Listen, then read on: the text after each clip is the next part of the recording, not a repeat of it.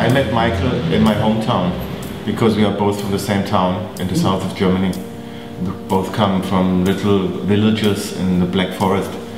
And I met him when I was 20 and he was maybe 18, and at the record store in that small town. And we became friends, or we knew each other, and we did parties together. And when I moved to Cologne in 1992, I was checking the situation, and I was going to Cologne in spring and he followed in autumn. And then we became more and more close because we had the same, more or less the same target. We did some studies at the university, and but I wanted to become a music journalist and a DJ, and Michael wanted to become a DJ and maybe something else, and then he went into the records industry.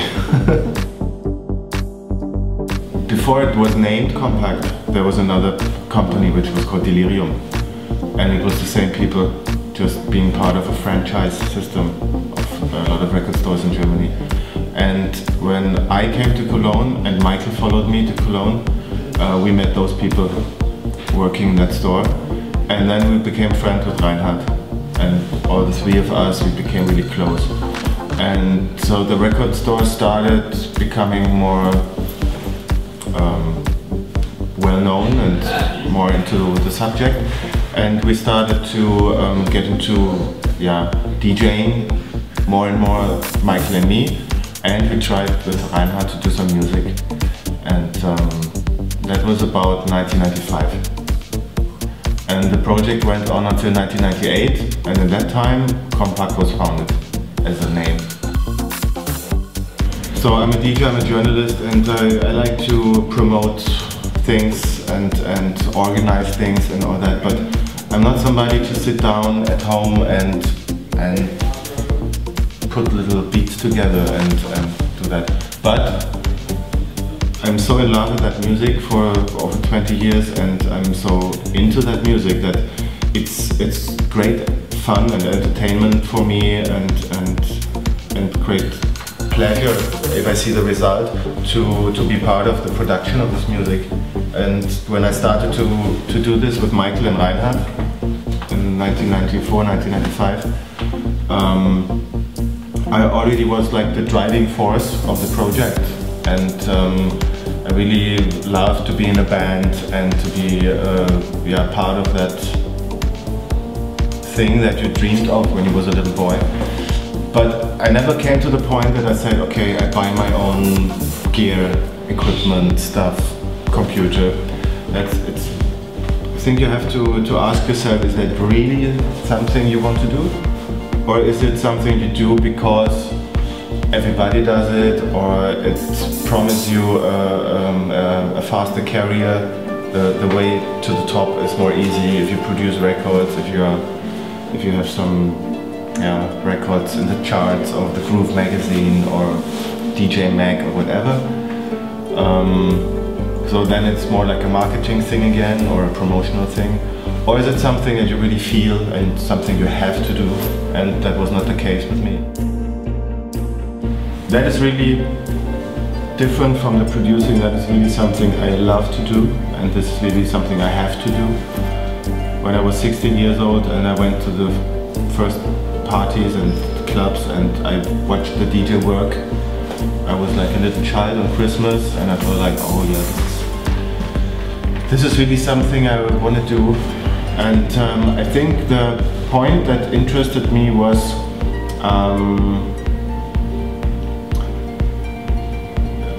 the communicating part, like that I think the DJ is somebody who asks questions like you do now, and the people in the club, they answer, and so it's like a constant dialogue.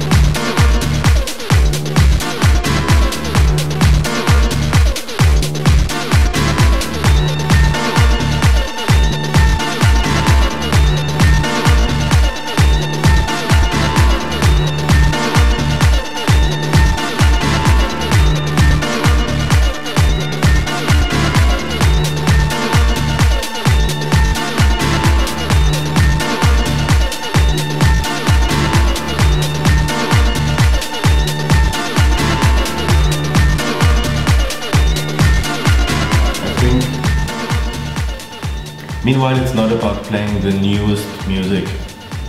It's about having your own signature, your own style. It has to be a good story that you tell. And a lot of DJs meanwhile say they tell a story, but in the end they're just playing music that they think are either they play music that they think it's gonna work on the dance floor, or they play like a very private selection, anything that is like their private story. But I think the story in the end is also the result of the dialogue. So people are giving something into the story of the night as well.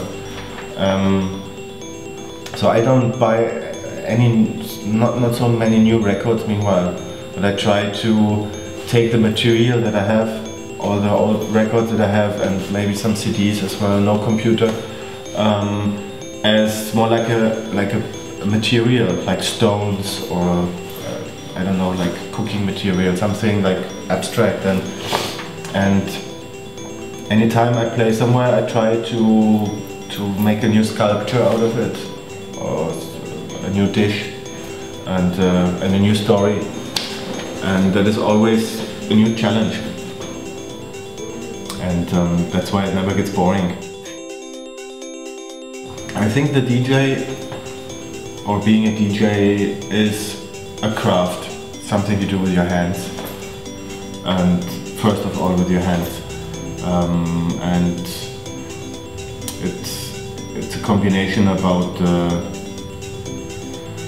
the choice you made before you pick up your records, or maybe CDs, and you put them in a case, and that case is the whole world, and you cannot get out of this world for the night.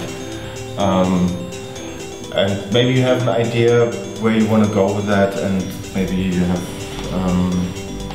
have a certain order that you start with this and then go to that, and if it goes out really well, then you come to that point. So that is the preparation, that is also part of the craft and the work of the DJ. And then of course the whole technical aspects and the order of the records or the music is super important for me, I think. And this is kind of maybe destroyed, or this is not really taking place anymore with people who are raised or changed to digital music. They don't have the music on their floor and they don't feel them, but they take them like from the internet. They have a pre-listen, not in the record store at home, but they listen to it on the computer. And then they have no limitation anymore in the record case, but they have, I don't know, 5,000 tracks in their computer. It's a very complex thing, and there was so many discussions about this, what is good and bad and evil, or better with the digital DJing, but I think it's a whole new job, and you have to decide what kind of DJ you want to be. And the way I understand DJing is just not possible with a computer. In the end, when it becomes a really perfect party and you think the technical side was nice, the whole setup was nice, the people were nice, and the story that was told together was nice, that is a big, big, big, big happiness inside me.